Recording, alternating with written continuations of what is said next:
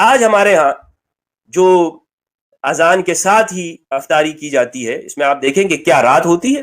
کہیں رات نہیں ہوتی، ہر چیز واضح طور پر دکھ رہی ہوتی ہے۔ رات کے یعنی ابھی ارد گرد وہ سرخی باقی ہوتی ہے، اطراف کے اندر وہ سرخی، اور جو گاؤں دیہات میں رہتے ہیں کھلے علاقوں کے اندر وہ اس چیز کا نظارہ کر سکتے ہیں۔ اور اگر آپ یا کسی اونچے مقام کے اوپر ہیں تو آپ وہاں چڑھیں اور آپ دیکھیں کہ اس وقت میں سورج جب غروب ہوتا ہے، جو آج کل جس پہ ہمارے یہاں افطاری کی جاتی ہے، سورج غروب بھی ہو جائے لیکن ارد گرد ساری روشنی ہوتی ہے، طرفی نہار ابھی باقی ہے، اور یہ جو روشنی ہے جب تک یہ غائب نہ ہو جائے رات شروع نہیں ہوتی۔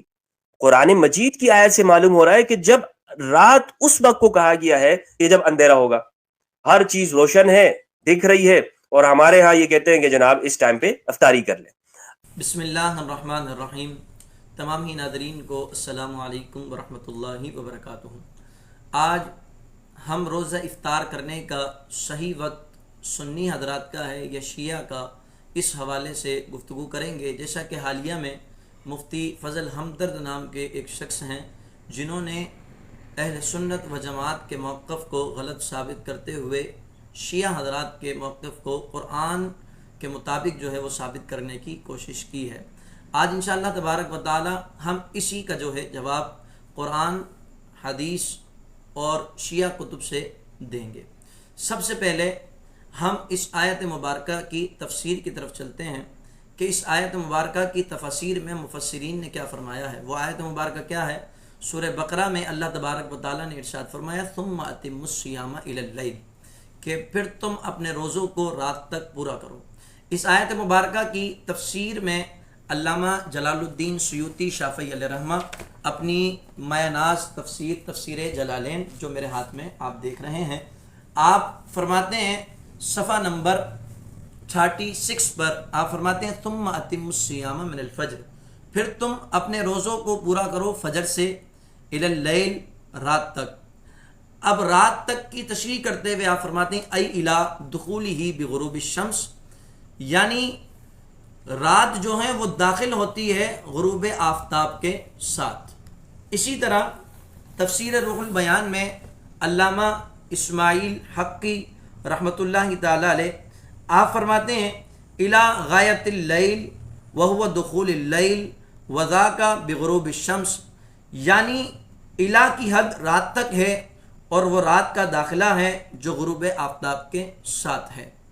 تو قرآن کی اس آیت مبارکہ کے حوالے سے مفسرین کا یہی موقف ہے کہ رات کی ابتدا غروب آفتاب سے ہے، اور ہمارے یہاں پر عرف میں جو بات کہی جاتی ہے اس کا اور شریعت میں جو بات کہی جاتی ہے اس کا تعلق الگ ہے۔ مثلا جیسے ہمارے یہاں رات اس کو کہا جاتا ہے کہ جس میں اندھیرا چھا جائے، اور شریعت میں رات اور دن کا تعلق اجالے اور اندھیرے سے نہیں، بلکہ رات اور دن کا تعلق سورج کے غروب ہونے سے اور سورج کے طلوع ہونے سے تعلق رکھتا ہے۔ کہ جیسے لغت کی کتاب میں لسان العرب ہی آپ لے لیجئے، لسان العرب کے اندر کہتے ہیں کہ اللیل من مغرب الشمس الی طلوع الفجر او الی طلوع الشمس، یعنی رات سورج غروب ہونے سے لے کر طلوع فجر یا طلوع آفتاب تک ہے۔ تو ان تمام حوالہ جات سے یہ پتہ چلا کہ رات کی ابتدا غروب آفتاب کے وقت ہوتی ہے۔ اور اسی حوالے سے میں ایک شیعہ حضرات کے گھر کی ایک تفسیر ہے، اس کا آپ کو حوالہ پیش کرتا ہوں۔ اس میں بھی اس کی وضاحت لکھی ہے کہ رات کا جو ابتدائی حصہ ہے وہ آفتاب کے یعنی وہ سورج کے غروب ہونے سے شروع ہو جاتا ہے، اور یہی وقت افطار کا ہے۔ جیسے کہ ایک کتاب ہے ان کی تفسیر انوار النجف جلد نمبر 2 صفحہ نمبر 238، حسین بخش جاڑا کی لکھی ہوئی ہے، مکتبہ انوار النجف دریا خان بکھر سے یہ چھپی ہوئی کتاب ہے۔ ثم اتموا الصیام الی اللیل کے تحت کہتے ہیں کہ لیل سے مراد ہے غروب شمس کا یقین۔ علماء نے اس کی علامت مشرق کی سرخی کا دور ہونا بیان فرمایا ہے۔ اگر مشرق کی سرخی پوری طرح زائل نہ ہوئی ہو اور غروب شمس کا یقین ہو تو افطار جائز ہے۔ تو ان تمام تفاسیر سے پتہ چلا کہ جیسے ہی سورج غروب ہو جائے ویسے ہی افطار جو ہے وہ جائز ہو جاتی ہے۔ اب یہاں کچھ جو ہمارے فضل ہمدرد صاحب ہیں، ان کے جو فالوورز ہیں، وہ ایک کہتے ہیں کہ وہ تو قرآن سے ثابت کر رہے ہیں اور تم حدیثیں پیش کر رہے ہو۔ تو میاں آپ ایک بات یاد رکھیے کہ حضور علیہ الصلوۃ والسلام کا فرمان ہے کہ میں تم میں دو چیزیں چھوڑ کر جا رہا ہوں، ایک قرآن ہے اور دوسرا تمہارے نبی کی سنت ہے، تم ان دونوں کو تھام کر رکھو گے تو کبھی گمراہ نہیں ہوگے۔ اور اسی طرح ایک اور حدیث ہے جس کے حوالے سے آج کل جو ہے وہ مناظرے پر لگے ہوئے ہیں، جسے حدیث الثقلین کہتے ہیں، کہ حضور علیہ الصلوۃ والسلام نے فرمایا کہ تمہارے درمیان میں دو چیزیں چھوڑ کر جا رہا ہوں، ایک قرآن اور میری اہل بیت، ان دونوں کو تھام لو تم ہرگز گمراہ نہیں ہوگے۔ تو اب ایک قرآن سے تو میں نے آپ کو بتا دیا، اب ہم چلتے ہیں قرآن سے حدیث کی طرف، اور حدیث کی طرف جانے سے پہلے میں یہاں پر ان کے ایک اعتراض کا الزامی جواب یہ دینا چاہتا ہوں، اور ان سے میرا سوال بھی ہے کہ انہوں نے اپنی پوری ویڈیو کے اندر یہ بات باور کرانے کی کوشش کی ہے کہ رات تک روزہ پورا کرو، یہ نہیں کہ جو مغرب کا وقت ہے وہاں تک پورا کرو۔ تو میں یہ کہنا چاہتا ہوں حضور والا، رات کی ابتدا غروب شمس سے لے کر طلوع فجر تک ہے، اور اللہ نے قرآن میں فرمایا ثم اتموا الصیام الی اللیل، کہ پھر تم اپنے روزوں کو رات تک پورا کرو، یہ نہیں کہا رات کے کس حصے میں پورا کرو۔ تو میرا یہ سوال ہے، آپ الحمد سے لے کر والناس تک یہ بات ثابت کر دیجئے کہ اللہ رب العزت نے جو رات کے وقت تک روزہ پورا کرنے کا حکم ارشاد فرمایا ہے، وہ رات کے کس حصے میں روزہ پورا کرنے کا حکم ارشاد فرمایا ہے۔ اگر آپ کے پاس جواب نہیں تو ہم آپ کو اس کا جواب دیتے ہیں، کیونکہ اصول یہ ہے کہ جب قرآن میں کسی چیز کے متعلق مکمل طور پر وضاحت نہ ملے تو پھر شارع علیہ السلام کے قول کی طرف توجہ کرنی ہوتی ہے۔ سب سے پہلے حوالہ میں آپ کو دیتا ہوں، شرح صحیح مسلم میرے ہاتھ میں موجود ہے، علامہ غلام رسول سعیدی صاحب کی، کہ حضور علیہ الصلوۃ والسلام نے افطار کا جو صحیح وقت ہے وہ کیا بیان فرمایا ہے۔ علامہ غلام رسول سعیدی علیہ رحمہ آپ جو ہے شرح صحیح مسلم جلد نمبر 3 صفحہ نمبر 84 پر آپ ایک حدیث پاک نقل کرتے ہیں، اور یہی حدیث پاک بخاری شریف میں بھی موجود ہے۔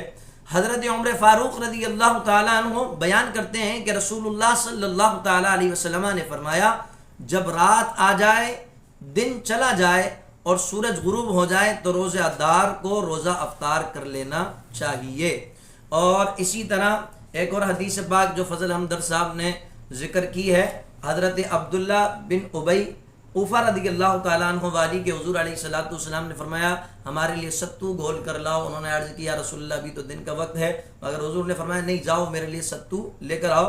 تو کہتے ہیں ہم حضور کی بارگاہ میں ستو لے کر آئے، حضور علیہ الصلوۃ والسلام نے ستو پیا، پھر آپ نے ہاتھ کے اشارہ کر کے فرمایا جب سورج اس سمت میں ڈوب جائے اور رات اس سمت سے آ جائے تو روزہ دار کو روزہ کھول دینا چاہیے۔ اس کی شرح میں آپ فرماتے ہیں کہ آقا علیہ الصلوۃ والسلام سے صحابی نے جب یہ کہا کہ یا رسول اللہ بھی دن باقی ہے، اور حضور علیہ الصلوۃ والسلام نے فرمایا نہیں لے کر آؤ، تو اس حوالے سے مفتی صاحب فرماتے ہیں کہ اس صحابی کا خیال یہ تھا کہ شاید وہ جو سرخی باقی ہے وہ یہ سمجھا تھا کہ یہ سرخی ختم ہو جائے گی تو تب جا کر روزہ افطار کیا جائے گا۔ تو حضور علیہ الصلوۃ والسلام نے جب ان کا یہ جملہ سنا تو حضور نے فرمایا کہ جب رات آ جائے تو روزہ افطار ہو جاتا ہے۔ فرماتے ہیں یعنی بعد کی سرخی روشنی کے آثار کے غائب ہونے پر افطار کا دار و مدار نہیں ہے۔ اب یہاں پر مجھے یقین ہے کچھ لوگ بات کو نہیں مانیں گے، تو پھر میں آپ کے سامنے دوبارہ ایک شیعہ حضرات کی ایک کتب جو ہے وہ آپ کے سامنے پیش کر دیتا ہوں، جس کا نام ہے من لا یقدرہ الفقیہ۔ اس میں امام جعفر صادق رضی اللہ تعالیٰ عنہ کے حوالے سے ایک بات ذکر کی ہے، اس کا صفحہ نمبر ہے 155۔ کہتے ہیں کہ امام جعفر صادق علیہ السلام نے فرمایا کہ جب آفتاب غائب ہو گیا تو افطار کا وقت آ گیا اور نماز واجب ہو گئی۔ اور ایک اور حوالہ آپ کے سامنے دے دیتا ہوں، جیسے ہمارے یہاں پر بخاری شریف کا مقام ہے، اسی طرح اہل تشیع کے یہاں پر نہج البلاغہ کا مقام ہے، اور جیسے کہ ہمارے فضل بھائی نے کہا کہ مغرب کا وقت نہیں ہے افطار کا بلکہ وقت جو ہے وہ رات کا ہے، تو نہج البلاغہ اگر آپ اٹھا کر پڑھیں تو اس میں لکھا ہے وصلوا بہم المغرب، نہج البلاغہ جز 3 پر یہ نقل ہے کہ جب افطار کا وقت ہو جاتا ہے یعنی اسی وقت مغرب کی نماز پڑھی جاتی ہے. تو یہ آپ کے سامنے میں نے بتا دیا کہ نماز مغرب کا وقت ہی جو ہے وہ افطار کا وقت ہے. نہج البلاغہ بھی آپ کے سامنے رکھ دی, من لا یحتیہ الفقیہ بھی آپ کے سامنے رکھ دی. یہ شیعہ کتب کے حوالے ہیں. اب قرآن میں یہاں تک تو بات ہے کہ ثم اتموا الصیام الی اللیل, اپنے روزے رات تک پورے کرو, لیکن رات کے کس حصے میں پورے کریں؟ تو حدیث رسول حضور علیہ الصلوۃ والسلام نے فرمایا کہ حضرت سہل رضی اللہ تعالیٰ عنہ حدیث پاک کے راوی ہے, متفق علیہ حدیث ہے, مسلم اور بخاری میں موجود ہے. فرمایا رسول اللہ صلی اللہ تعالیٰ علیہ وسلم نے کہ لوگ بھلائی میں رہیں گے جب تک افطار جلدی کرتے رہیں گے.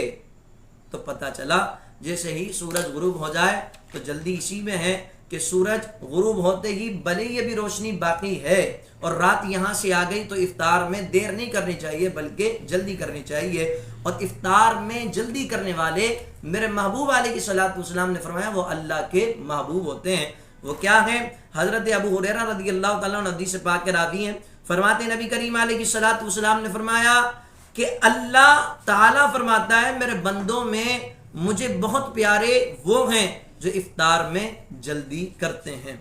اب یہاں پر ایک سوال ہوتا ہے کہ میاں جب افطار کرنا ہی مغرب کے وقت ہے تو تھوڑا سا انتظار کر لیں, اندھیرا ہو جائے, اور اندھیرے کے وقت میں افطار کر لیں تو دونوں کی جو مسلک جو ہیں وہ ایک اتحاد کی صورت بن جاتی ہے. تو میں آپ کو بتانا چاہتا ہوں کہ افطار میں بلا وجہ دیر کرنا یہ مکروہ ہے, اور وہ کس فرمان کے تحت ہے؟ وہ حضور کے اس فرمان کے تحت ہے کہ حضرت ابو ہریرہ رضی اللہ تعالیٰ عنہ فرماتے ہیں نبی کریم علیہ الصلوۃ والسلام نے فرمایا لا یزال الدین ظاہرا ما عجل الناس الفطر لان اليهود والنصارى يؤخرون. حضور علیہ الصلوۃ والسلام نے فرمایا کہ دین غالب رہے گا جب تک لوگ افطار جلدی کرتے رہیں, کیونکہ یہود اور عیسائی دیر سے افطار کرتے ہیں. اب دیر سے افطار کرنے والوں کو حضور نے فرمایا کہ یہ یہود و نصارہ کا طریقہ ہے. تو اب آپ پر میں ایک بات کہتا ہوں کہ آپ قرآن, حدیث اور میں نے شیعہ کتب سے ائمہ اہل بیت میں سے امام جعفر صادق رضی اللہ تعالیٰ عنہ کا میں نے حوالہ پیش کیا کہ جس وقت سورج غروب ہو جائے وہی افطار کا وقت ہے اور افطار جائز ہو جاتا ہے. تو پھر بلا وجہ دیر کرنا یہ حضور علیہ الصلوۃ والسلام کی سنت نہیں, رب کا محبوب, رب کے پسندیدہ بندوں کا طریقہ نہیں بلکہ یہود و نصارہ کا طریقہ ہے. اور اس طریقے سے لوگوں کو ورغلانا, یہ انتشار کا شکار پھیلانا, تو یہ بات یاد رکھ لیے الفتنۃ اشد من القتل کے زمرے میں آتا ہے.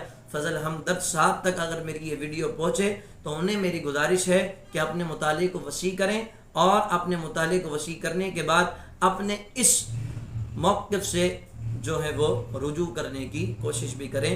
اللہ تبارک و تعالی ہمیں صحیح وقت پر افطار کرنے کی توفیق عطا فرمائے.